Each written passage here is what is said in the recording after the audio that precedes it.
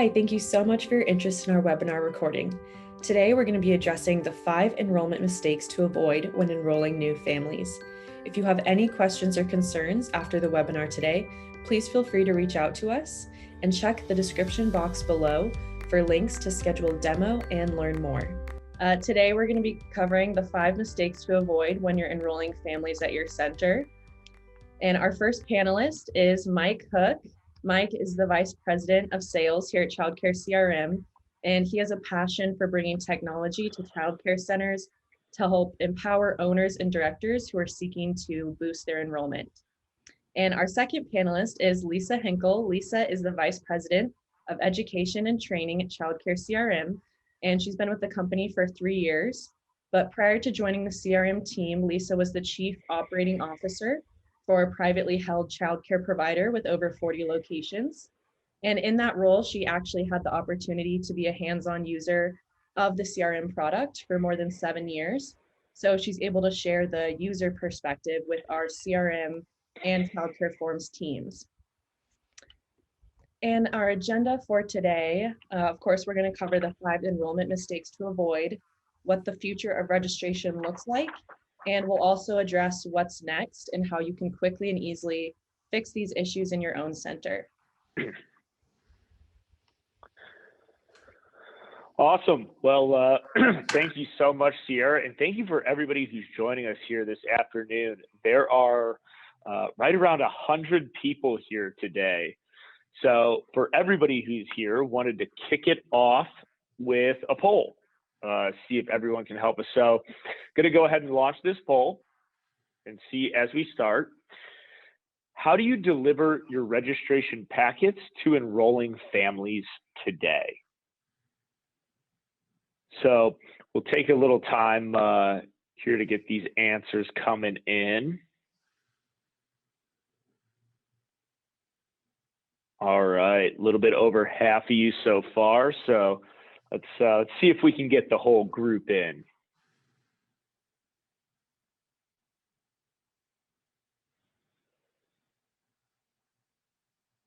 All right, we'll give it about another 5 or 10 seconds here. Have a couple more people left. And 3, 2, all right. So we're going to go ahead and share the results here. So the bulk of our answers came in the form of in-person. So 58% of the group here giving out enrollment packets in person. Right behind that, sort of tied for first place, 58% are saying that they're doing it in email as well. So in-person, email leading the pack here today. And as we go into the enrollment, so mistake number 1 is incomplete and illegible data. So everybody's handwriting is unique. So when you guys are completing these forms and parents are turning them in, you've got a lot of different handwritings you're managing and dealing with. This could be someone writing in all caps, someone writing in lowercase, perhaps someone using cursive, which is a handwriting style you haven't read or aren't accustomed to very often to. Not only that, between these different styles, but handwriting fatigue is a very real thing. A lot of people are typing on computers. They're not as much filling out page after page of handwritten notes. So that handwriting fatigue comes into place and the handwriting gets a little sloppier as it goes along. We also have the possibility for spills and smudges. You know, the old picture of the coffee stain while you're grading the papers. Well, families can do the exact same thing with the online or with the registration forms when they're in paper, and also missing fields. So a lot of different examples here, sort of high level on this incomplete and illegible data. Lisa, I know that you've got some stories to fill in here as well. Yeah, I know. One of my favorites, and I'm sure that I am not alone. I'd like to put up another poll about this, but one of my favorites is when parents are filling out all of the paperwork, and it can be extensive. There's a lot of information there, and they're standing in front of you and they're filling it out, and they get to the question that says pediatrician address, and they don't remember it, or they don't have it in their smartphone, and so they end up just doing like an ST scribble, think they put something in that field. even though you can't read it, that counts because the field is then filled out and they're doing what they can to get that paperwork complete for you. I love that. Scribble, scribble, scribble. Not exactly what you want when you're filling out doctor information. And, I think when we talk about filling out paper forms, let's say you've got just 10 pages, and this might be even without the state required forms too, just your enrollment packet. If you're only getting 10 registrations a month from something like that, that's 100 pages. And with most of these pages having multiple lines on each page, now you've got multiple different pages where you've got information, you're writing it down the wrong way, and there's bound to be errors there. So I think, Lisa, you gave one great example. I'm sure for the group on this call, there are many more that you have seen as well. And if you're getting these paper forms back, the other thing that can happen there is insecure and vulnerable data. So with paper, we talked a little bit earlier about, okay, so you can have a scenario where maybe something spills on those paper forms and ruins them. But you also have, okay, what if a piece of paper falls behind a desk? It drops out in the car or blows out from a car, and it's a form that you had some sensitive information on. How about just, we all get that trash mail, the coupons that we don't always use, maybe you lay that on top and throw that out too. So they're vulnerable for misplacement to get thrown away. The information on there is just sitting out in the open. And really anything can happen to this at that point when it's out there, and this is your information. The other thing is natural disasters. So I know we talk about this a lot, is there's fires and there's floods.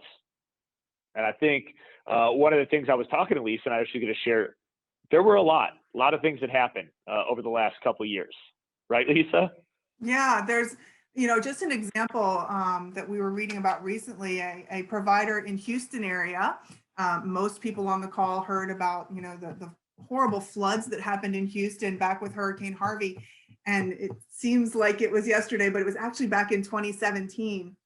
And then just 2 years later in 2019, same Houston area, they had 40 plus inches of rain with Tropical Storm Amelia. And the same provider had failed to do something different between Harvey and Amelia and lost all of their records twice. So all of their records just gone because of these horrific flooding circumstances. And certainly parents did not appreciate having to recomplete all of those things that were in existence before. Yeah, that's so much. And there's so much to do when any type of disaster strikes. If you can mitigate some of those risks to get back up and running and functional as fast as possible, it makes such a big impact. One of the things I know too, Lisa, that we had talked about and that you've seen in your career is licensing and how, they come into play as well. Yeah, I mean, it happens all the time. I'm certain that everyone can attest to that licensing inspection where they want to look at a certain amount of your paperwork. And if you are not extremely diligent and being right on top of that, that can be really costly in terms of your time and effort and energy, either to get all that really quickly together before a licensing visit or to try to source all that material during a visit where you have to put your fingers on things very, very quickly. And that's expensive. I think the other thing that we always talk about too is this need to make sure that pickup and drop off is happening appropriately. And if a parent can't come, do you have to now sift through all these documents to make sure that the right emergency contact is coming to pick up? Like, do you have that stored somewhere, or is it easy to find to make that a really smooth transition for the children, for the center, for that authorized guardian who's coming to pick the child up? And I think when you look at it, your time is a valuable resource. And anytime we talk about, well, I have to do X, Y, or Z, they pull away from one another. So if on average, you're spending 8 hours performing paper management, you can see that's about $4,800 per week just due to inability to locate things. So this paper process, it might seem rather innocuous, but when it takes away from other areas of your business that could be priority areas, it ends up making a really big impact in a really small amount of time. And I think another area that we talk about as well all the time is this lack of follow-up. So this is our mistake number 3 in enrollment, being lack of follow-up. So what we've seen is that parents are broadening their search for care. And it works like a funnel. So beforehand, maybe they walked into your center and they said, I'm ready to go, I'm ready to sign up. Now it seems as though there's more search being done due to availability of resources online, due to new searches, due to parents buying online. So they're searching for centers more, and then they're narrowing it down based on their specifications. So we talk about a really competitive marketplace out there that's available right now. And a lot of times what we hear is a focus on how can we make a great experience for our parents leading up to that time that they make a decision. Because how you treat these parents is how you treat their children. That's the correlation that they make.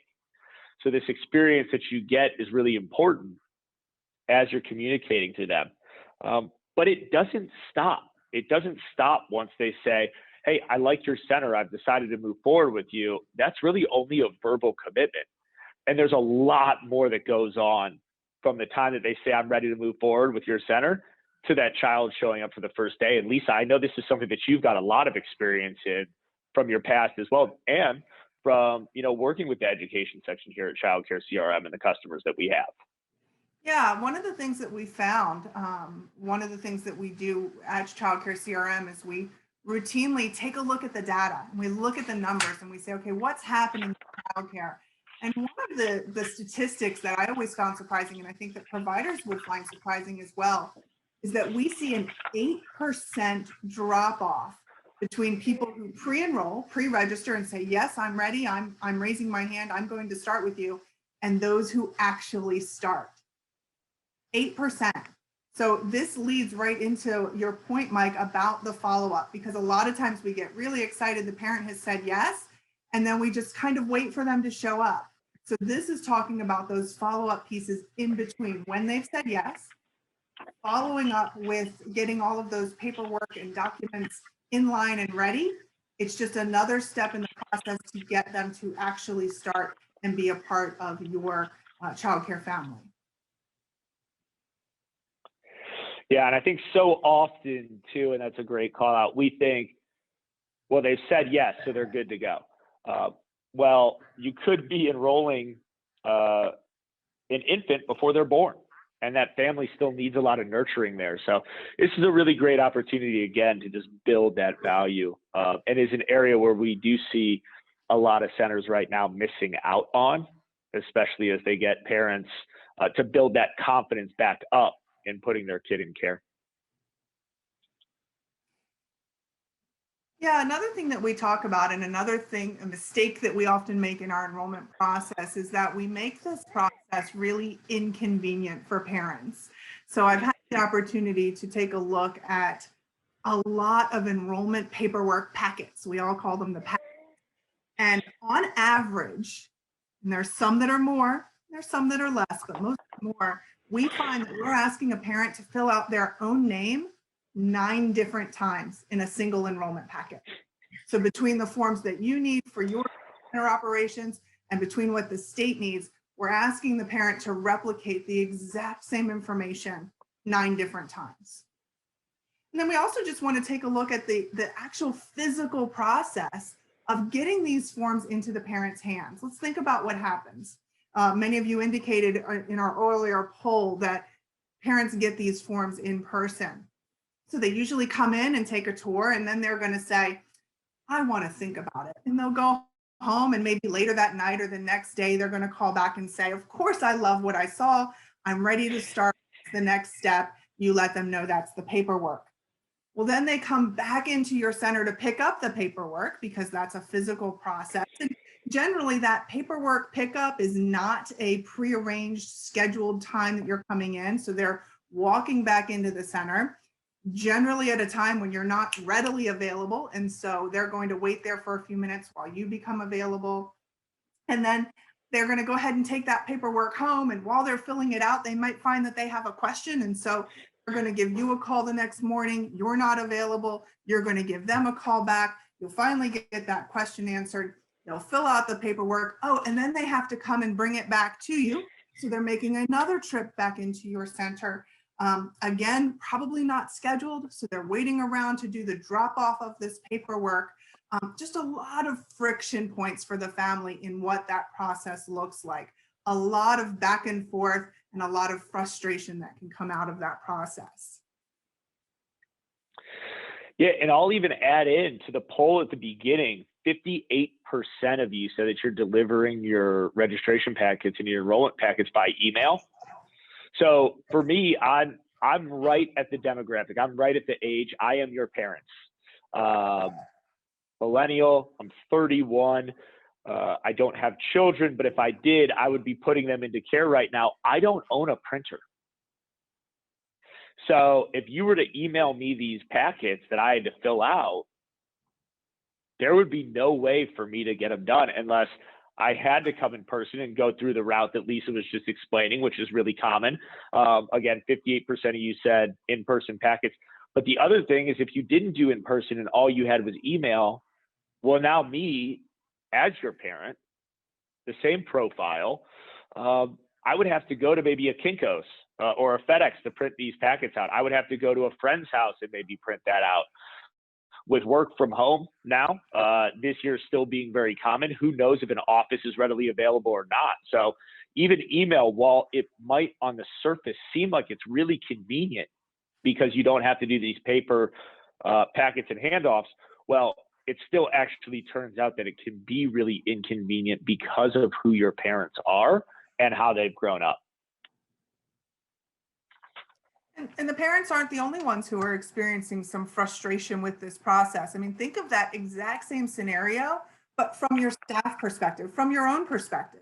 You've done a great tour, you're excited, they say they're going to think about it, you feel pretty confident they're going to call back. They do, you tell them to come on in and pick up the paperwork. Again, it's not scheduled, they sort of pop in. When they pop in, you may or may not have the packet ready to go. You might have to have them wait while you make copies and while you prep everything. You give them the packet, they go home, then they're calling you and asking questions. You're trying to get back in touch with them. You're trying to run your center. You have staff and children that you're caring for, and you're trying to get this simple question about paperwork answered. Then they come back in with the paperwork and they're so proud that they've filled it out and they're excited. And you make them in the lobby because you're not available at that exact moment to share their excitement with them. And so then you have this scenario again where we have kind of a hurry up and wait situation. And again, it's not a great experience for you either. And just as they've been frustrated with it, there might be some frustration and friction on your side as staff people as well. Yeah, this really leads it on top of the previous point too, when we talk about the lack of follow-up.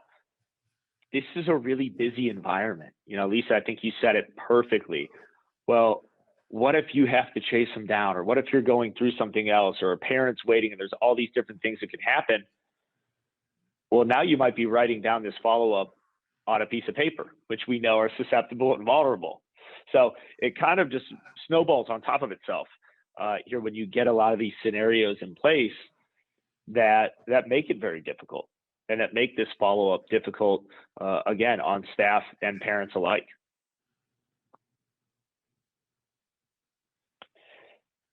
And so the last thing that we see here as far as some of the mistakes in the enrollment process is there's a lot of wasted time on data entry. So again, we'll kind of go back to this theme of time is a valuable resource, and it's the only resource that we can't get back. So I've spoken with customers, I've spoken with other child care center owners and directors out there. One of them told me one time that in order to give a really good parent experience, to cut down on the work they had to do, they were filling out all of the fields for the parents ahead of time before sending them out. Hours per packet that they had to do. updating parent and child information multiple times during that registration process in the multiple different areas that they lived at. So now we're talking about doing double work on top of itself that could be cut down on. And then getting into this idea of the re-enrollment phase. Like, are you again now having to write down repeat information too? All of these things incredibly time consuming, and it may not seem like it because you're so used to doing it this way and you're so used to writing down things by hand and transferring them to multiple different locations. But every time you have to write something down, every duplicate that you do or triplet that you do, you have to extrapolate that not just from one family, but across all of the families that come in, and not necessarily all the families that enroll either, even the families that are early on in the touring process too. So it is quite a bit. And so when we see some of these numbers, that's where they're coming from. Yeah, looking at this number, it blows me away. 3.8 hours a day. I can't imagine what I would do with my life in a childcare center if I had an extra 3.8 hours a week. How would I prioritize that? How could I better spend 4 hours a week with my children, with my families, with my staff, let alone per day?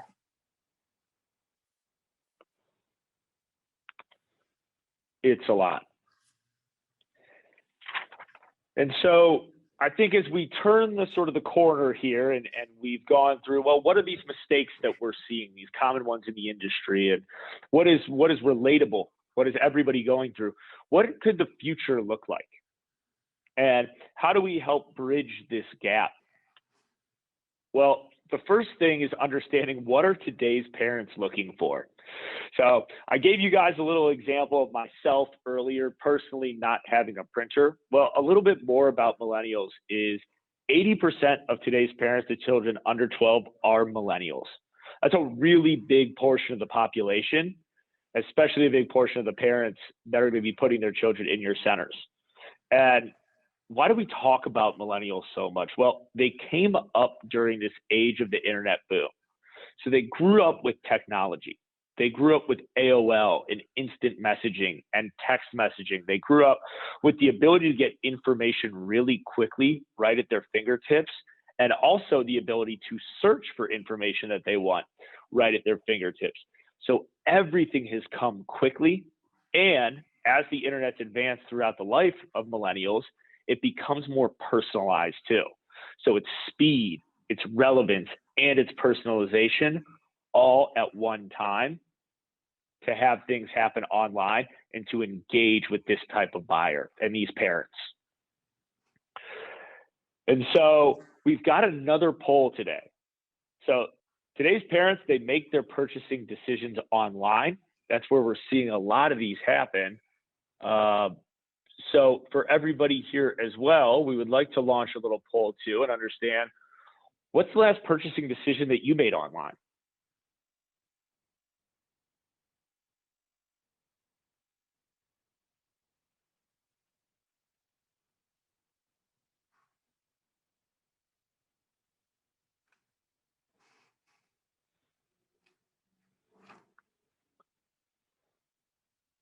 All right, we got about 70% of the people in so far, so we'll give it a little bit more time here.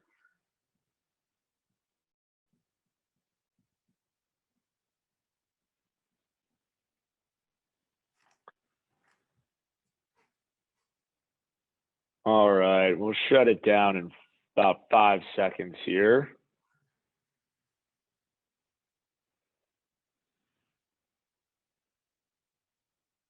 All right, so supplies for your center, 46%. Right below that, groceries or meal delivery, and then clothes.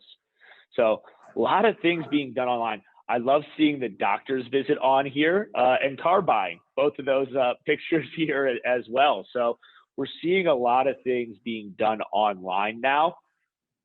And this is really how millennials buy things. But I think not only millennials, right, Lisa? Like when we talk about food delivery or doctors. I am not a millennial. I am very far from, I have a millennial. How about that? I'm raising a but I embrace it. I love to do things online, and I think it's fantastic that there's pretty much nothing that I can't do online now. I can buy a car. I can even buy a new house if I wanted and sign all my paperwork online and order my meals. I mean, everything is easy and convenient, and I think people love it. They do. And this is really an opportunity to set yourself apart. If you can allow these parents now engage in a way that they're familiar with and that they're comfortable with, it could be a game changer for your center. And the way to do this is by digitizing your registration forms. So this is going to cut down on some of those unnecessary communications. It's going to make it very easy for parents to fill out a form. And this is an area where now childcare, as opposed to being with paper packets or sending them over email, this is a way for childcare and your centers to go meet these millennial parents, meet any generation of parents exactly where they're at in a comfortable and friendly way that will not only make it easy for them to fill out, but that will engage them in the process and make it enjoyable and a differentiator for your business. So a couple of things we talk about when we think about the benefits of online enrollment that we're going to go through. Well, one, they're safe. They're really easy to use. You have synced data, and they're accessible anywhere. So a lot of these mistakes we talked about earlier, adding online enrollments can help you overcome them and even again improve this experience that parents will see. So when we talk about safety, I don't think you can talk about safety without talking about how COVID has really changed our world. And there are certain trends that happen because of 2020 that are here to stay. And one of those is this reduced foot traffic and reduced number of people, this idea of contactless environment within your centers. So when we talk about safety, I think the first thing we can talk about is just having less people in your center by having a digital form. So it'll cut down on those outside risks, those outside influences. And it's also going to eliminate any unnecessary interactions as well. So you don't necessarily have to have people going back and forth. It'll allow you to focus on your center, your children that are all right there. It's also going to safeguard that important information, whether it's birthdays, whether it's child records, your address, things that you might not want just free flying out anywhere in the open because you can lose paper packets, right? We talked about them being vulnerable. This is a really great way to safeguard that, make sure that your forms and the information on those forms is safe. And additionally with that is the encryption. So once the forms are filled out, are they encrypted? Are they safe? Are they stored the right way to protect against any potential threats?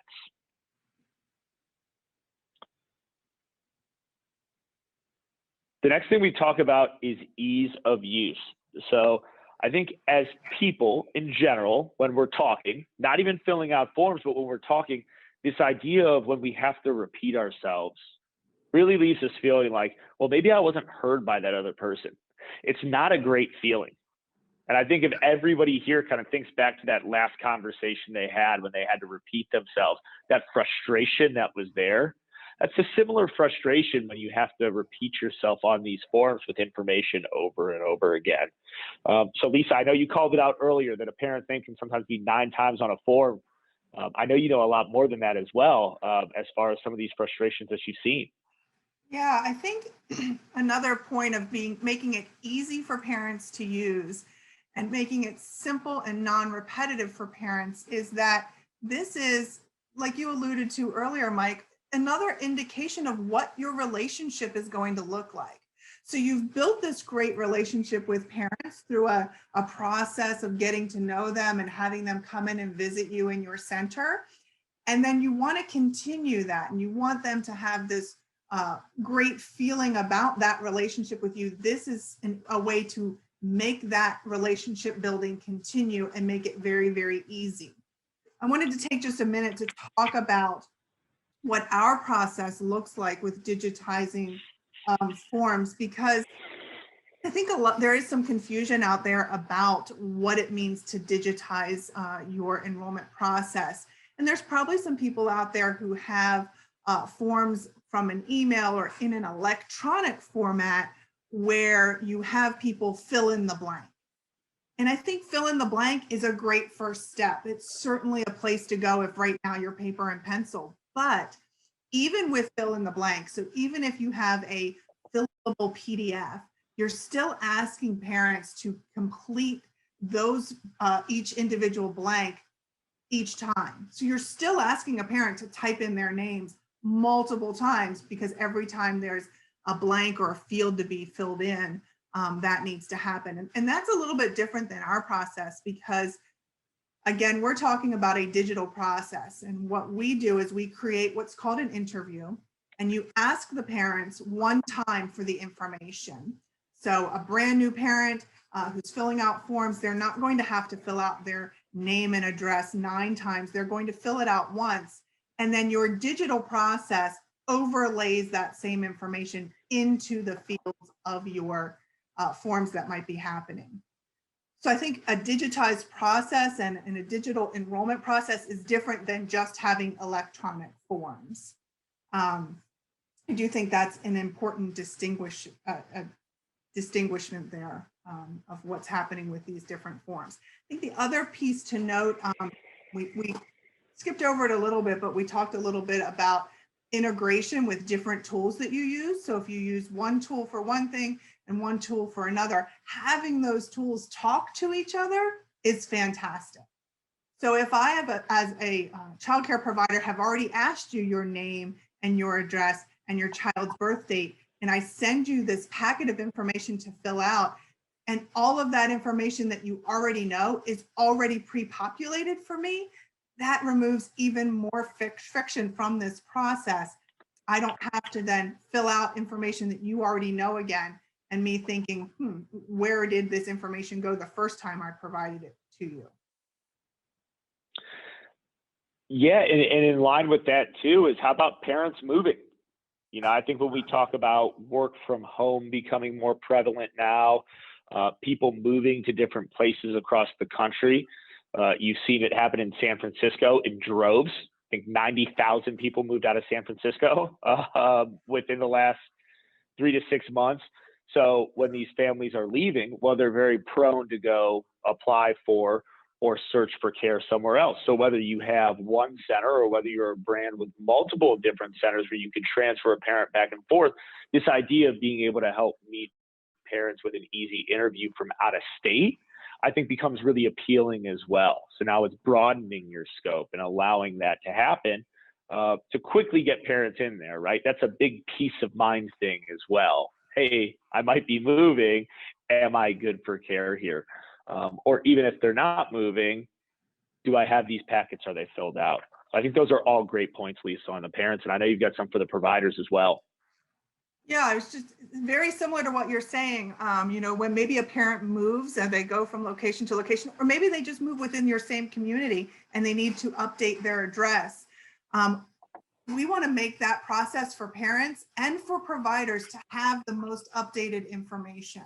That's really, really important to make sure that our records and what we know about families are up to date. So when the family goes into your digital process, they create an account, and that's an account that they can log into at any time and update. So they could update their address, and then that will feed back into other tools that you're using. Or they can do your re-enrollment paperwork. I mean, gosh, think of the time that you could save if you didn't have to bust out your old clipboard with the parents, with the names and the checklist of who did and who didn't do all of your annual re-registration or your annual state required emergency record updates. All you would need to do is to ask your family to go back into their already existing account and make those needed updates, changes, or verifications and validations of information that already exists. So if they've already filled everything out, everything's the same, they can acknowledge that it's the same and get on with that re-registration process. Again, just looking for opportunities to remove friction from you as the provider and also from the parent as the person who has to fill out the paperwork.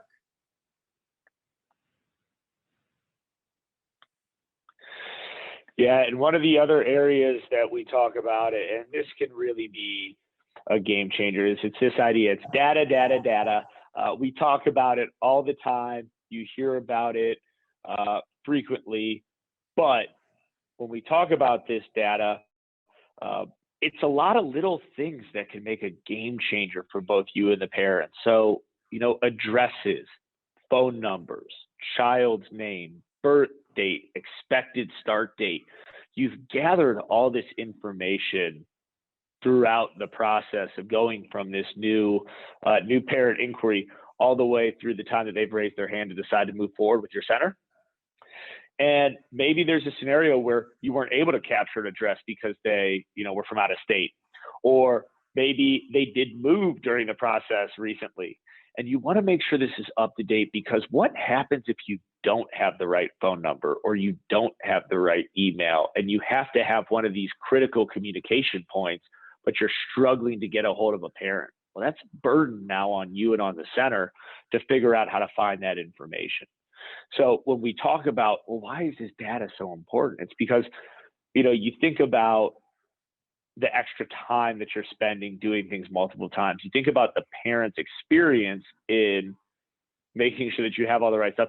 And you think about setting up your center and your center directors for success in having this information. So the ability to have this data flow back and forth, not only between childcare CRM and childcare forms and back and forth, but also making sure that the key data goes into your management system as well. So kind of rounding out that entire platforms that you're using at your center, right? So having all of your systems really communicate with each other. This right here is one area where it can make a material impact right away, not only in how you run your center, but also in how you're communicating with parents from the time that they first reach out all the way until their child ages out. Yeah, just talking about the types of information that flows. And again, as Sierra mentioned, I was a user of the childcare CRM product and the childcare forms. So the kind of information that you get and you want to be in multiple places is what really makes this happen. So when you first have a new parent inquire, you get some basic information. You get their name, you get their address, you get their phone number and their email. You get the child's name and the child's birth date, because you want to know which classroom and which program you're talking about. So you already have all of this information. Then when the family says, yes, I'm ready to enroll, you're already holding this information. So all you need to do then is send them the enrollment packet. Everything you already know is pre-populated. So it's going to help them in making that process easier and faster. And again, it's about that speed to enrollment for you guys on your side. So anything that we have goes into the paperwork for the parent. It gives the parent an opportunity to verify and validate that information. Trust me, it has definitely happened to me that a parent tells me their child's name and I spell the name incorrectly. Or that the parent tells me their child is 18 months old and I tried to do some really fast math on the phone and maybe I calculated that birthday incorrectly. So this information feeding both ways allows the parent to verify and validate that the information is correct, keep it up to date. And then once the information is correct in your CRM system and you know you have good information there, that's what you're sending over to your management system. And if those systems also talk, what you've done is you've made a single point of data collection that then speaks across many, many tools. And think about how much time that could save you of not having to re-enter and redo all of this information every time you're going from system to system to system.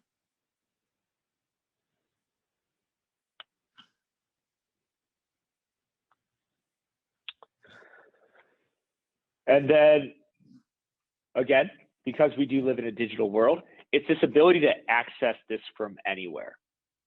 How can we fill out these forms on the go? So we've talked about, okay, you've got your paper packet or your email packet, and Lisa highlighted so well how many steps it takes, both for parents and for directors alike, when you have that process in place.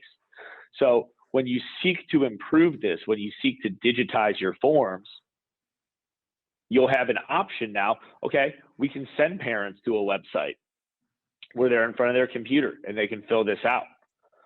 But you also want to be able to work with a tablet, with a phone. Is it mobile friendly from a website perspective? Because we do so much now from all these different mediums, you never know what a parent has at their disposal. So the ability to access these forms anytime, anywhere is a really big advantage that you can offer. And I spoke a little bit earlier about emergency contacts, and I'll bring that up again because, well, let's say a parent does have something come up and all of a sudden they need to update those emergency contacts with paper forms or email forms. That's something that can't get done in a moment. And now your hands are tied and you're in this bind of, oh, I'm not really sure what to do.